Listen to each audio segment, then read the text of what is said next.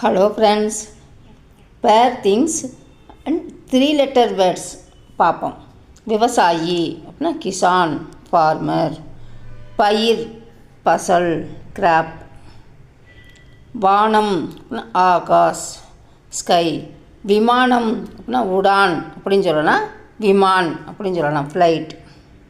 கடல் அப்படின்னா சமுத்திர சி, கப்பல் அப்படின்னா சஹாஜ் ஷிப்பு,